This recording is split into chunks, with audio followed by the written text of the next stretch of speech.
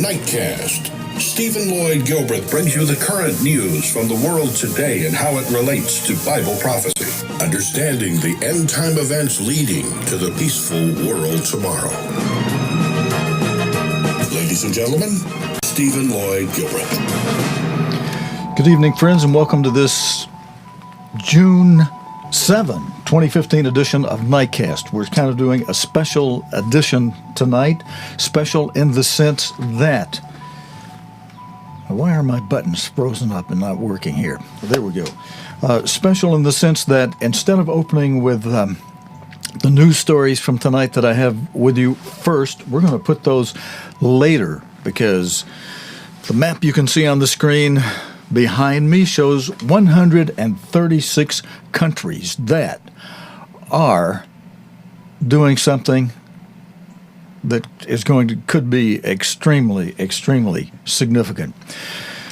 There's been a lot of talk about things that are going to happen in September. By the way, like I said, we'll have some news features in the program tonight, including news of a recent earthquake that we have video on I want to show you about. But this is something I wanted to talk about yesterday on a different channel, on the Sabbath television channel for the weekend that I mainly do for brethren. And we had several problems yesterday, some equipment problems and other things, and some related to my health yesterday. So I'm back okay today. Sometimes I overwork and exhaust myself and then really hit bottom, and then, brethren, I ask a few of you to pray about it, and I spring back. With God's help, boom, I spring back, thankfully. And I always ask Him. Sometimes I take a dive so bad I say, listen, if you're through with me, Father, and you want to take me, then just please be merciful. Let me go as I lay down here in my sleep. But because sometimes I'll feel so bad, I feel like I can't make it out of this. But then after some sleep, He'll spring me back, and tonight I'm feeling a little bit vivacious. Although I'm a little concerned about this report. I hope I can get it across to you well. I'm going to read it, a report that Michael Snyder did on May 31st. We're still within about a week of that, and it's still relevant. Just some things that are coming up next Friday and in September. And I want you to know about this well ahead of time so you don't react in a shocked way and say, Stephen, we watch your program for news and you didn't tell us this was coming. Yes, I did, as of tonight. There's been a lot of talk about things that are going to happen in September, but something that has been almost totally overlooked is the fact that the UN Security Council is likely to be voting on a UN resolution that will establish a Palestinian state at that time. That's right, and France is pushing for it, and President Obama, who's playing very coy in many ways, I have a report from a reputable news-gathering agency that has evidence and strong belief that Mr. Obama, the anti-Israel President Obama, is going to push to have this resolution passed and not veto it. In fact, he's already sent some delegates over to France to help write this resolution. That's right. And right now, France is working on, I'm going to give this to you from Mike Snyder's report. France is working on a proposed resolution which would give formal UN Security Council recognition to the Palestinians. It would declare a divided Jerusalem as the capital of both Israel and a Palestinian state, and would set the 1967 borders as the baseline for future negotiations, which would establish the final borders between the two nations. It's being reported that France will submit this resolution for a vote after the 70th session of the UN General Assembly begins on the 15th of September. Now, September the the 14th, the day before that, is the Feast of Trumpets, if I'm remembering my dates correctly. But we are 3 months and a week away from Feast of Trumpets, as of generally right now, as of yesterday. At this moment, the 136 nations you can see on this map, colored in green, I'll bring this forward for you. These 136 nations have already recognized a Palestinian state. But the United States has always blocked recognition by the UN Security Council. This time, it may be different, because there are quite a few indications that Barack Obama actually plans to back the French resolution in September.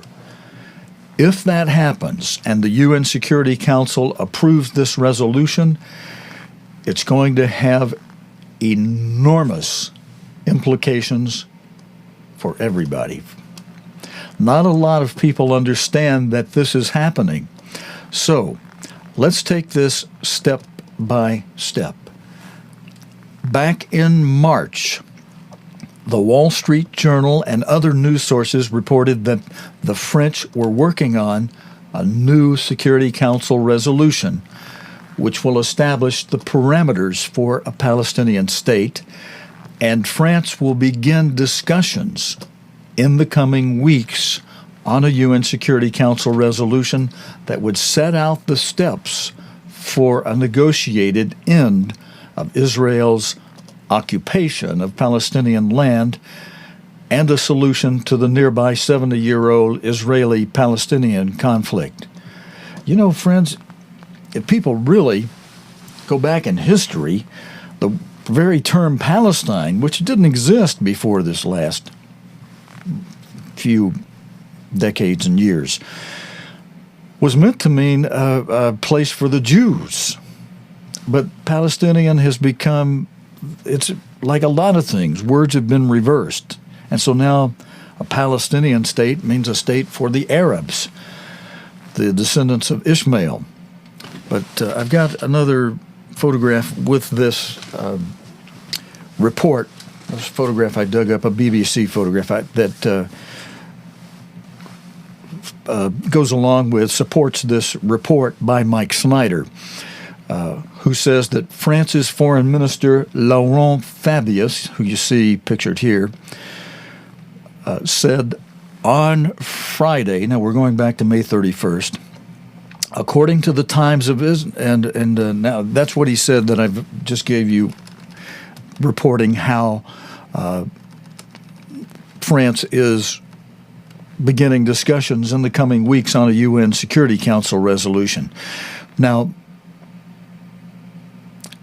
the 70-year-old Israeli-Palestinian conflict, and using Palestinian as modern news is reporting it to mean, you know, the Arabs, as everybody today understands it that way.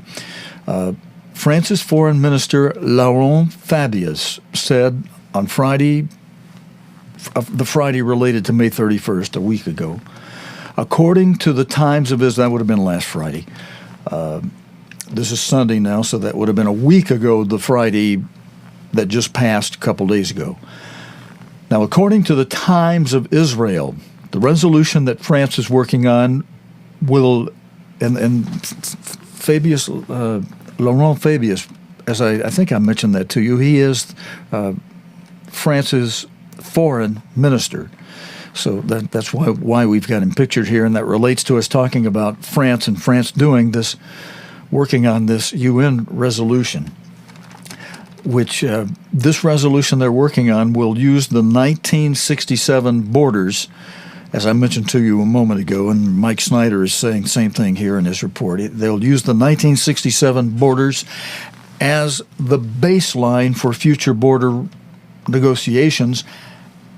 And as I mentioned earlier, it sets Jerusalem as the capital for both states, and France sees what it's saying is a window of opportunity after Israel's elections to get the United States on board with a new push for what they call Mideast peace.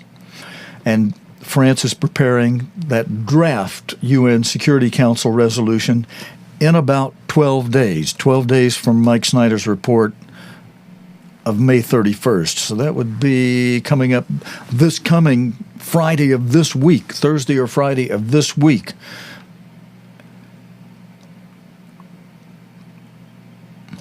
Now this, as I said, this report I'm giving to you, friends, was written on May 31st. According to French, and what we told you about is according to, that's supposed to happen by this coming Thursday or Friday, is according to French diplomatic officials. Now, picking up with Mike Snyder's report, the draft would define the pre-1967 frontier as a referral point for border talks, but allow room for exchanges of territory. It would designate Jerusalem as the capital of both Israel and a Palestinian state and call for, quote, a fair solution for Palestinian refugees, one official told the Associated Press on Tuesday week ago, last Tuesday.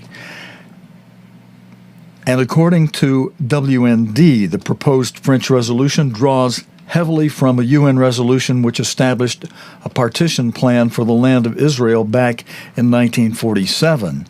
And you remember, that was rejected, by the way, that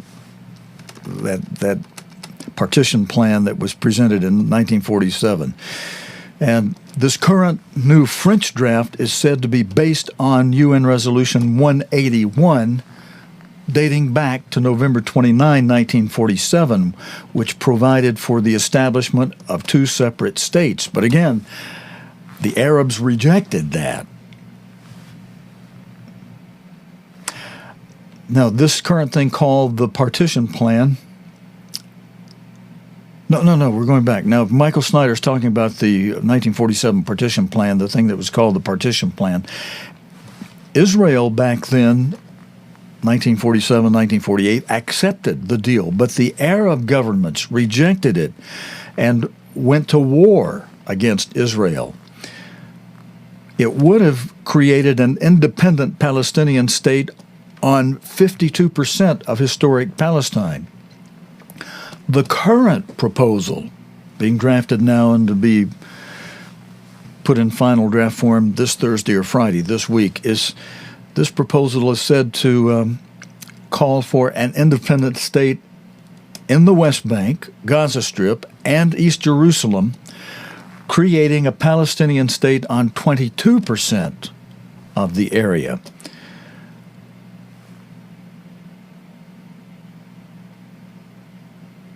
Now, I'm trying to make sense of the next part of this report, friends. I had some notes here saying, I got a question mark on what he's saying here, but now the French ambassador, Francois Delatier, to the UN, provides some of this information. So, when will this new resolution be brought to a vote at the UN, Mike Snyder asked. According to Haaretz, an Israeli news publication, the French hope to submit their plan for a vote when the new General Assembly session begins in September, and the proposed French resolution will only be tabled after the June 30 deadline set for the nuclear negotiations with Iran. The intention is to bridge it to a vote in the Security Council during the General Assembly session in New York in September. If you understand what I'm saying, and you're able to put all of the pieces together, you probably just had a whoa moment. It would be hard to overstate just how important this is. Now this, friends, I'm reading you Mike Snyder's article. Mike Snyder says, as I mentioned above, up until now, the U.S. has always blocked any attempts to get the UN Security Council to recognize a Palestinian state. But now that Barack Obama is completely and totally fed up with Israeli Prime Minister Benjamin Netanyahu, that could be changing. The following is a pretty good summary of where things stand today, and White House spokesman Josh Ernest, who you see pictured here, pledged on May 12 that following the comments made by the Prime Minister in the closing days of the election for the Prime Minister, the United States would change its approach toward promoting a solution of the Israeli-Palestinian conflict. Ernest was referring, of course, to Prime Minister Benjamin Netanyahu's comment that a Palestinian state will not be established as long as he is Prime Minister. Likely assumption based on Ernest's words was that the president will replace his, quote-unquote, and I'm quoting Michael Snyder, the president will replace his indulgence of Netanyahu's, quote, procrastination on the process with support for proposals for resolving the conflict. Among other things, the new approach appears to include a freeze of the U.S. veto at the UN and the UN's institutions until such time as Israel deigns to extract the two-state negotiations from the freezer. Mike Snyder continuing, if the United States does not veto the French resolution later this year, it will almost certainly pass, Mike Snyder says. So right now, the only thing standing in the way of a Palestinian state is Barack Obama. And considering the fact that he is probably the most anti-Israel president, Mike Snyder says, in our history, that is a very sobering thought. You know, friends, I know that should really probably be very obvious to a lot of you, because Obama hasn't hidden the fact that he's somewhat, with his expressions and body language and actions and even some words, that he's somewhat anti-Israel, in spite of the fact that he says we're going to stand up and be with Israel. Like many politicians that speak with forked tongue, you know, they speak out of both sides of their mouth, and depending on when you're listening and what you want to quote, you can make it sound one way when the real truth is he's coyly, you know, if you're not really for something all the way, especially like in a situation that involves the kind of war Israel gets in, you're really against it. And the old quote, the old saying that goes, with friends like this, who needs enemies? You know, back to Mike Snyder, who says Obama is being very coy about what he plans to do. But privately, it appears that he has already made up his mind. In fact, Debka.com,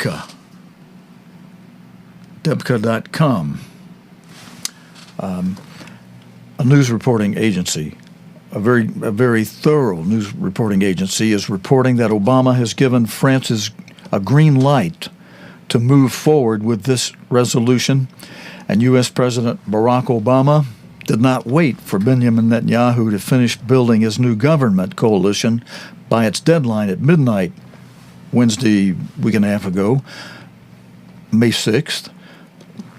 What am I saying? A whole month ago, May 6th, before going into action to, as Mike Snyder puts it, pay him back for forming a right-wing cabinet minus any moderate figure for resuming negotiations with the Palestinians.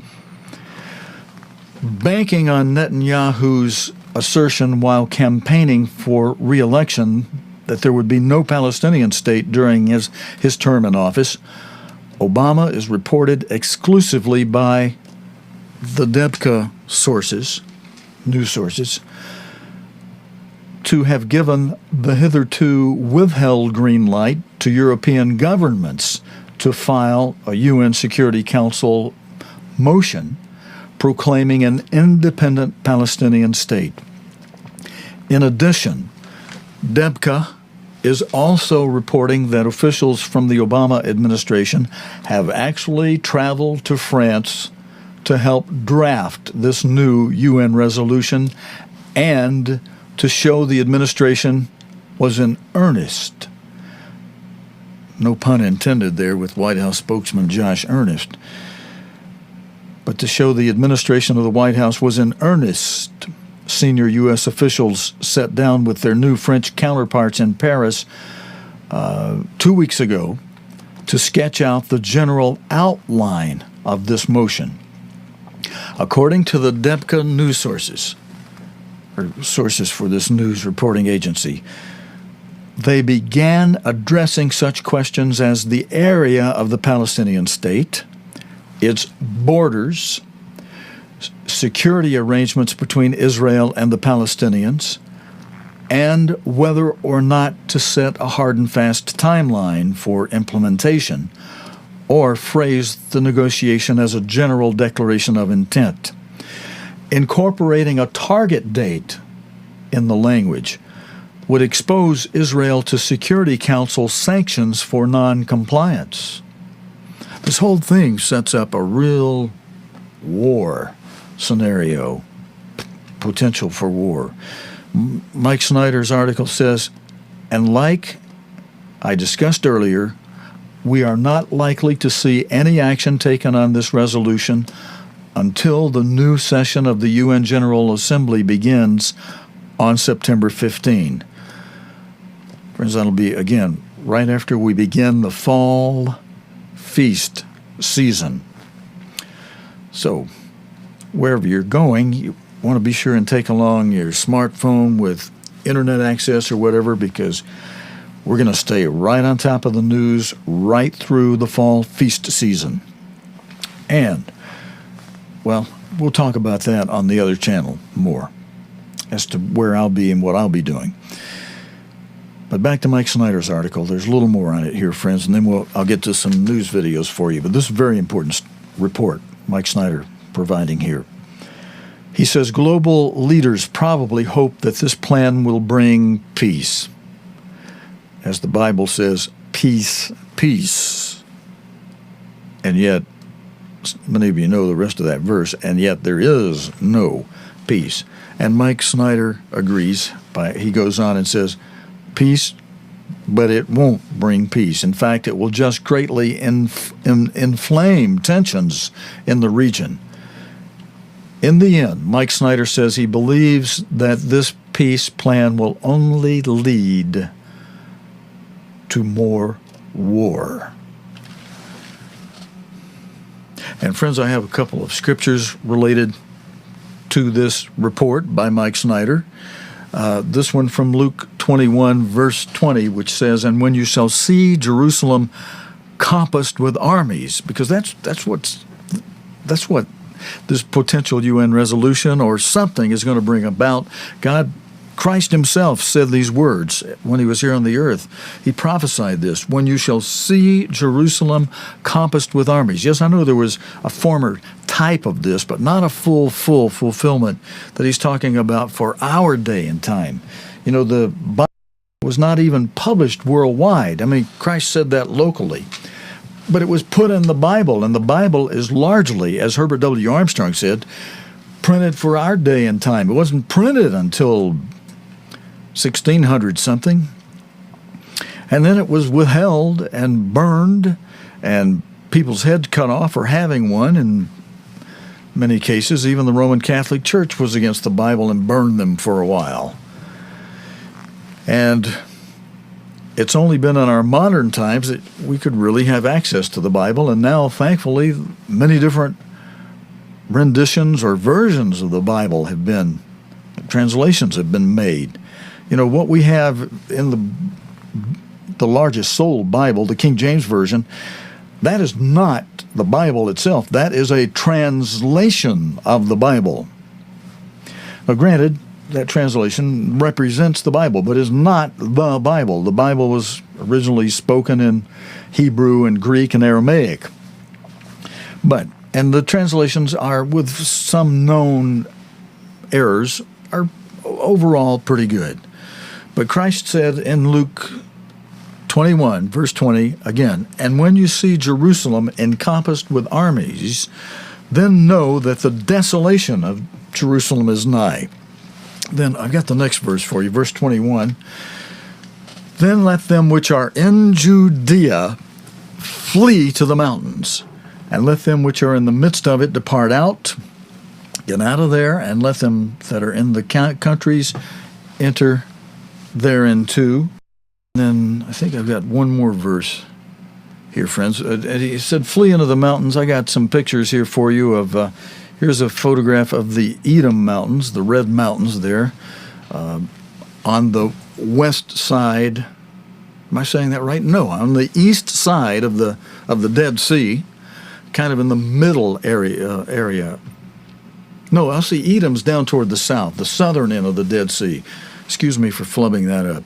And you could get to the Edom Mountains by heading south from Jerusalem, so that instead of having to go through the water, you go down the south edge of the water and head over to the Edom Mountains. And just south of the Edom Mountains is Petra.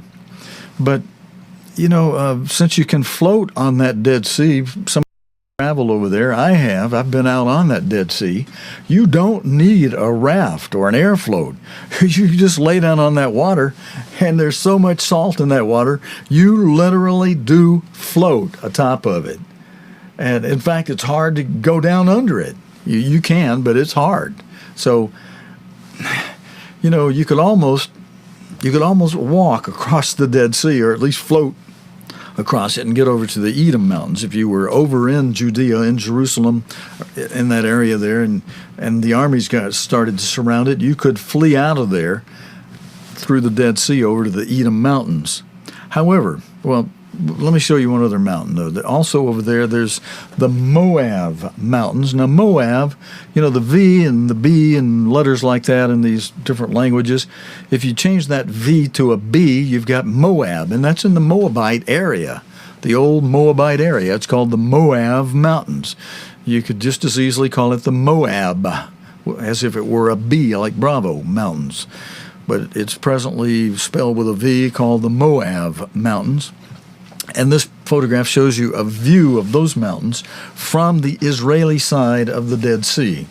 And this one is the one that I was trying to tell you is right in the smack middle of the Dead Sea. And you could float across that Dead Sea, make your way over to the Moav Mountains. Now, once you get over there on that side of the Dead Sea, you are in Jordan. So just be aware of that. Don't try to go early. You might wind up being taken by some of these IS militant people. God's got it so unless you are worthy to escape, you won't be able to. And the time when the area of Moab, biblical area of Moab and Edom, and the land of Ammon, and there is presently on Ammon, Jordan, the capital of Jordan, during the time of the beast, the biblical symbol for the seventh and final head of the Holy Roman Empire, once he's crowned by the Vatican, the Pope, in Frankfurt, Germany, in the old Kaiser's Hall, the Emperor's Hall, up on the second floor of the Romer building, rebuilt after World War II. Allies bombed it toward the end of World War II, built thanks to Americans' Marshall Fund, rebuilt in replica to the original architectural design of that Emperor's Hall, which was the place where the Pope would come over and crown the heads of the Holy Roman Empire. He'll do that one last time. The last Pope, the false prophet, will hold the coronation ceremony during which he will crown the seventh and final dictator, emperor, head of that Holy Roman Empire, whom, again, the Bible calls the Beast. Now, let's get on with some of our news stories for tonight. I got one more verse for you here. From Revelation 12, I was just mentioning to you, if you were in Jerusalem or in Israel and around Jerusalem, and you saw the armies surround Jerusalem there, and you remember Christ's words, hey, it's time to flee, get to the mountains. If you were over there, you'd want to do that. Now, if you're anywhere else around the world, God is going to gather you up and take you, as he says symbolically here in Revelation 12 and verse 14, to the woman, which woman in biblical symbolism represents the church or a church. It's used both for the false church and the true church. And in this verse, we're talking about the true church. To the woman, to the true church, to the faithful, those who've been truly Philadelphian, who are, as Christ said in Luke 21, verse 36, who are praying always, who are watching and praying always, watching world news events, praying from the bottom of your heart about these things you see related to the four seals, the four horses, and God promises you'll be accounted worthy to escape. And for you, he will provide 2 wings of a great eagle. This is symbolically speaking. Now this is getting more literal, that she might fly into the wilderness, into her place, which we've gone over many a time from Daniel 11, verses 40 and 41, that show you this place, this only place that is out of the reach of the beast, out of the reach of the seventh head of the final Holy Roman Empire, the King of the North, during the Great Tribulation, is this Tri-Cities area of Ammon, Edom, and Moab, just east of the Dead Sea, in that stretch of land on the east side of that waterway between the Dead Sea and Lake Tiberias, as it's called today. But God will give to those accounted worthy. At the right time, at the right moment, he'll provide 2 wings of a great eagle that she might fly, that the church, the members. The church is not a building, it's not an organization. It is the individual members who have God's Holy Spirit, who are led by God's Spirit and following that Spirit, which is going to lead them to do what Christ said in Luke 21:36, be watching and praying deeply, always, from the bottom of your heart about the first 4 seals. And he says, so that you may escape the 5th seal, the great tribulation to come and happen. And that you escape it by being flown into the wilderness, into a place prepared of God in that area that's protected from the beast, from Daniel 11, 40, 41, again, where she, the church, is nourished for a time, 1 year, and times 2 years, and a half a time. That's a total of 3.5 years, 1,260 days, from the face of the serpent being that old serpent and dragon, otherwise known as Satan the devil. And friends, we may be about to lose our broadcast because I just got a message saying our video encoder just hung up. But I'm going to try to go on. In spite of that, we'll see what happens. I hope it doesn't cut me off. I've got some news stories for you and a little more that I wanted to finish. And including I wanted to show you this version of the slide. I got